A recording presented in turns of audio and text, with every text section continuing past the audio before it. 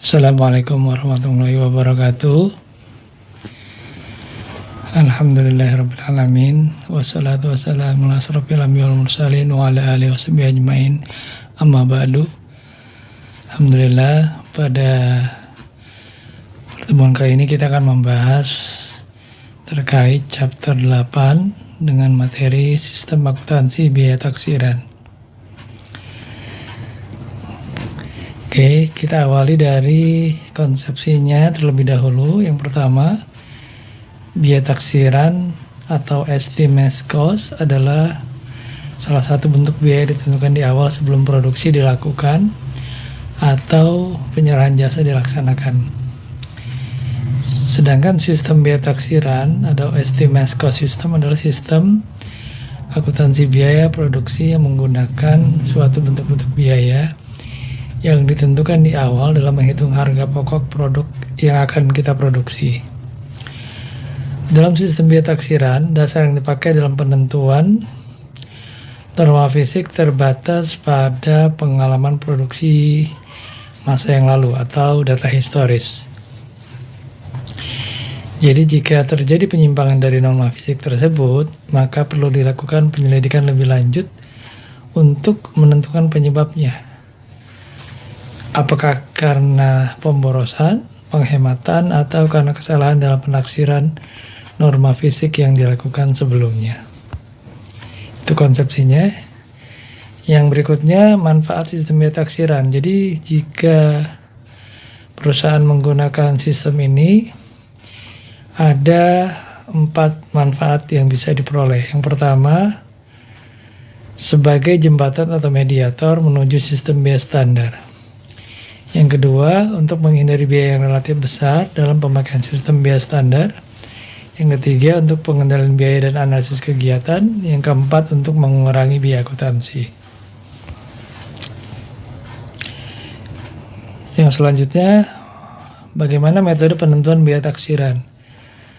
Secara umum, penentuan biaya taksiran diklasifikasikan menjadi 3 unsur biaya yang pernah kita pelajari, yakni biaya bahan baku, biaya tenaga kerja, dan biaya overhead pabrik atau BOP. Maka ketika kita menentukan biaya taksiran, maka metode awalnya adalah kita tentukan dari 3 unsur tadi. Yang pertama, taksiran biaya bahan baku. Yang kedua, taksiran biaya tenaga kerja. Sedangkan yang ketiga adalah taksiran biaya overhead pabrik. Nah, masing-masing taksiran ini akan menentukan seberapa besar kita menaksir atau memperkirakan biaya bahan baku, tenaga kerja, dan BOP. Yang keempat, prosedur akuntansi dalam sistem biaya taksiran. Jadi, ketika kita memilih sistem ini, maka prosedur akuntansinya kita ambil dengan langkah-langkah sebagai berikut. Prosedur yang pertama adalah prosedur pencatatan biaya bahan baku. Maka pencatatan jurnalnya adalah kita akan mencatat pembelian bahan baku. Ya, seperti biasa, pembelian bahan baku pada sisi debit, lalu utang dagang pada sisi kredit. Yang kedua, kita mencatat pemakaian bahan baku, sama seperti yang lalu. Ketika di sisi debitnya kita akui sebagai BDP, barang dalam proses, biaya bahan baku, lalu sisi kreditnya kita akui sebagai persediaan bahan baku. Yang ketiga, kita mencatat pemakaian bahan baku. Masih ingat di pengantar akuntansi 1 dan 2 ada yang namanya persediaan awal dan ada yang namanya persediaan akhir. Maka kita akan tentukan dulu berapa pokok persediaan awal periode. Lalu berapa jumlah pembelian kita tambah sehingga kita mendapatkan harga pokok bahan baku yang tersedia untuk diproduksi. Kemudian baru kita kurangi berapa persediaan pada akhir periode. Nah, itu akan menjadi bahan baku yang dipakai selama periode tertentu. Jurnal yang keempat adalah jurnal pencatatan biaya bahan baku selama periode tertentu. Nah, ini ada 3 jurnal. Yang pertama kita jurnal menutup harga pokok persediaan awal. Ya, jadi persediaan awalnya kita tutup dengan jurnal BDP, biaya bahan baku pada sisi debit, lalu persediaan bahan baku pada sisi kredit. Kemudian kita menutup rekening pembelian. Jadi kita tutup jurnalnya BDP pada biaya bahan baku di debit, lalu pembelian pada sisi kredit. Yang ketiga, mencatat harga pokok persediaan akhirnya. Ya, tinggal dibalik, pada debitnya kita catat sebagai persediaan bahan baku, pada sisi kreditnya kita catat sebagai BDP pada biaya bahan baku. Itu prosedur untuk yang bahan baku. Prosedur yang kedua, kita mencatat biaya tenaga kerja. Maka pencatatan akuntansinya adalah kita mencatat biaya tenaga kerja, pada sisi debitnya adalah unsur-unsurnya. Jadi barang dalam proses, biaya tenaga kerja, lalu ada berapa komponen, misalkan biaya jalan umum, lalu ada biaya pemasaran. Nah, di sisi kreditnya kita akui sebagai gaji dan upah. Yang ketiga, prosedur mencatat BOP-nya. Ini bisa kita gunakan 2 metode. Metode yang pertama, rekening BDP atau barang dalam proses. BOP di debit dengan BOP yang sesungguhnya terjadi dalam periode tertentu. Dengan jurnal sebagai berikut. Pada sisi debit kita akui sebagai BOP yang sesungguhnya. Pada sisi kredit kita akui sebagai persediaan, kalau memang ada ya. Kemudian akumulasi penyusunan aktiva tetap dan kas. Kemudian pada akhir periode, BOP yang sesungguhnya terjadi dalam periode tertentu dibebankan kepada produk dengan jurnal sebagai berikut. Pada sisi debit kita akui sebagai BDP BOP, lalu pada sisi kredit kita akui sebagai BOP sesungguhnya. Itu metode yang pertama.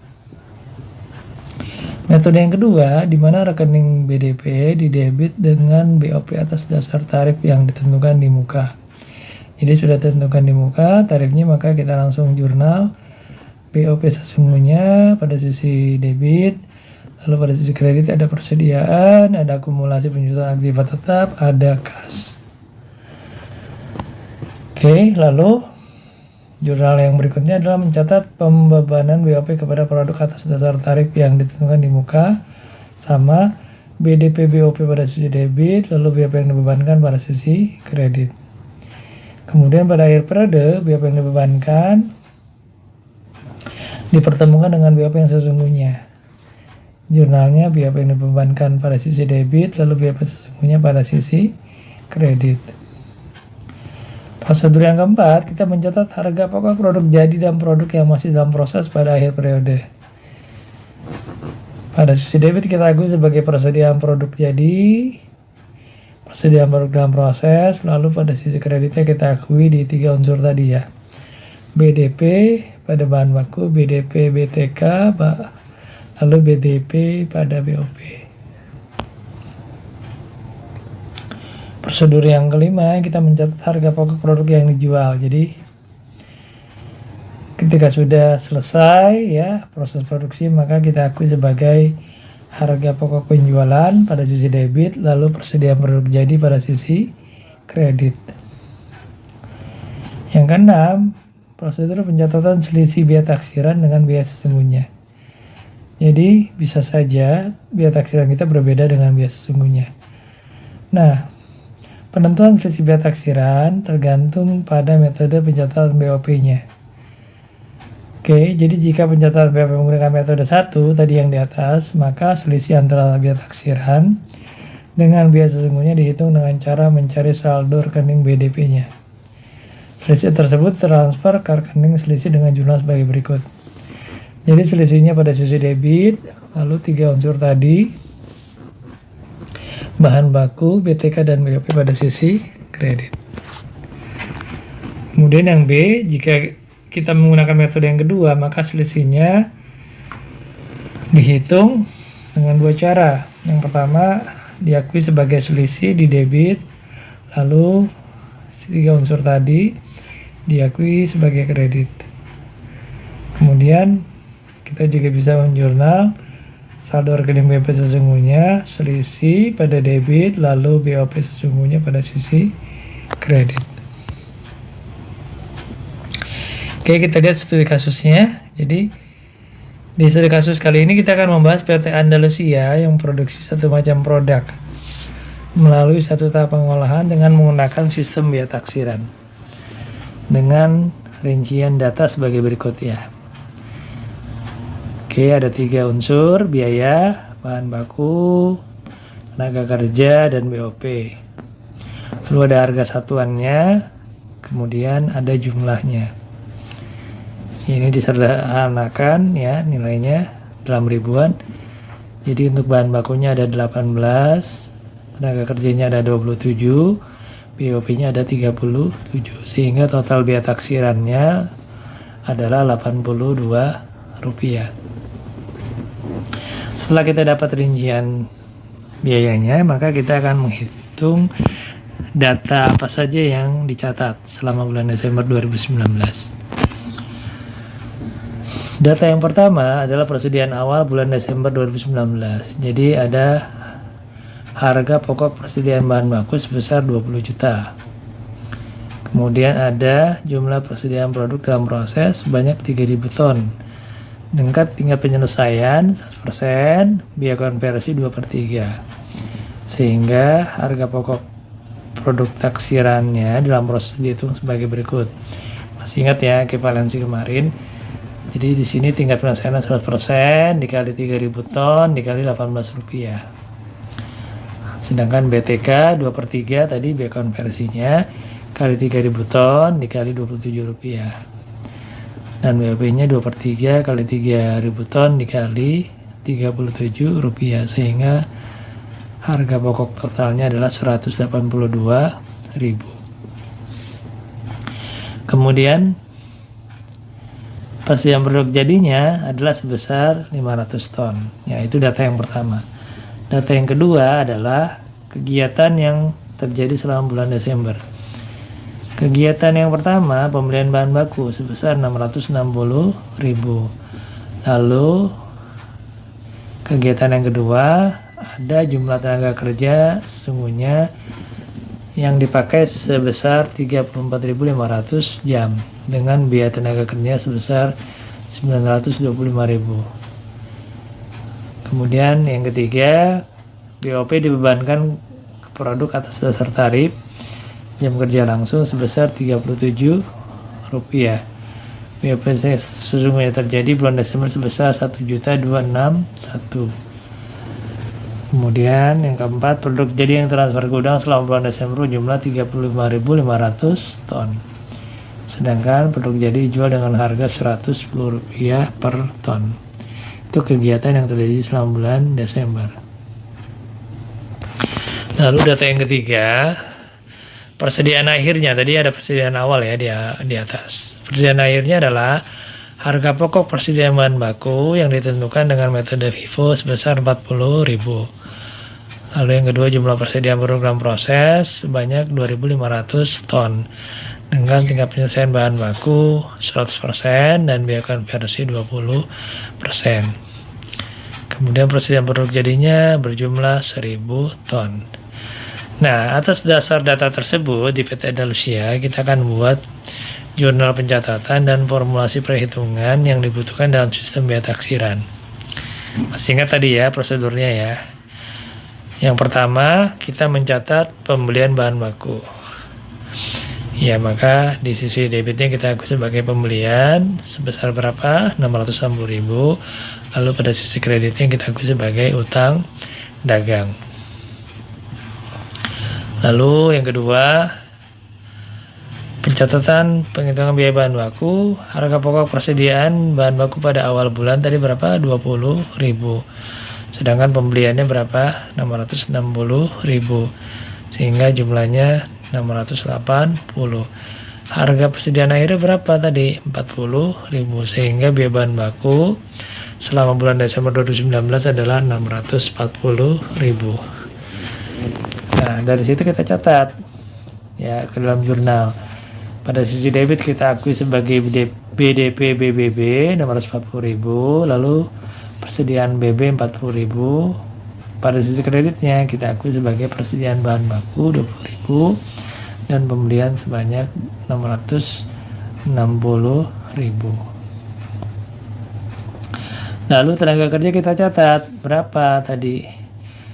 BDP BTK pada sisi debit 925.000, lalu gaji dan upah dengan nilai yang sama.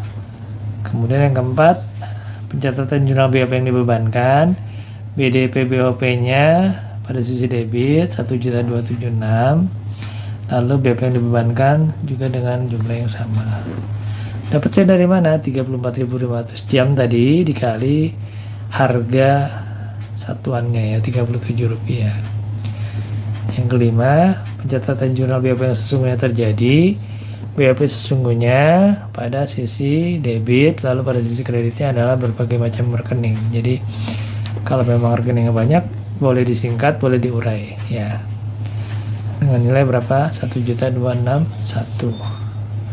Lalu pencatatan jurnal penutup rekening BOP yang dibebankan. Rekening BOP sesungguhnya adalah pada sisi debit diakui sebagai BOP yang dibebankan, lalu pada sisi kredit diakui sebagai BOP yang sesungguhnya.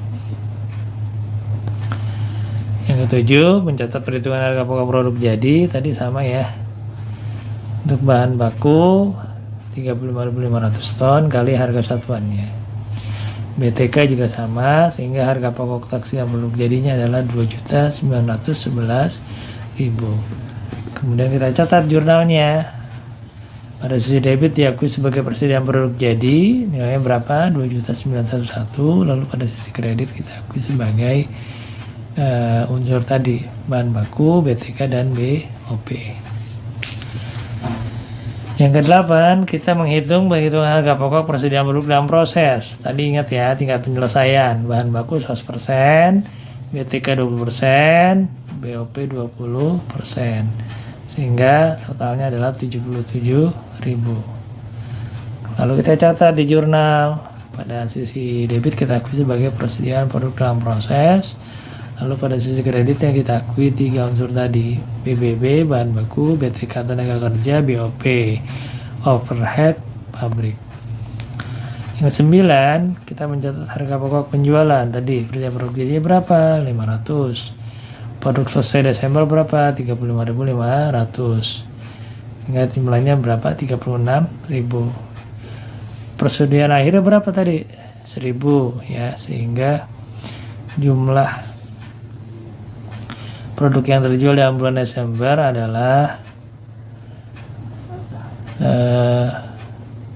35.000. Biaya taksirannya persatuan produk adalah Rp82. Harga pokok penjualannya 35.000 ton kali Rp82 atau 2870. Kemudian diakui sebagai apa? Penjualan. Maka pada sisi debitnya diakui sebagai harga pokok penjualan, lalu pada sisi kreditnya diakui sebagai persediaan produk jadi. Lalu pencatatan jurnal penjualan, piutang penjualan ya pada sisi debit, lalu penjualan pada sisi kredit dengan nilai berapa? 3.850.000. Dapatnya dari mana? Dari totalnya tadi 35.000 ton dikali harga total satuannya berapa? Rp110. Kemudian mencatat selisih antara BOP sesungguhnya dengan BOP yang dibebankan. Tadi selisihnya berapa? 1276 dikurang 1261 berapa? 15.500. Maka dicatat sebagai BOP sesungguhnya pada sisi debit, lalu pada sisi kredit diakui sebagai selisih BOP. Ya, selesai. Ya, mungkin itu materi untuk chapter ini. Terima kasih. Mohon maaf kalau ada kekurangan. Saya akhiri. Wassalamualaikum warahmatullahi wabarakatuh.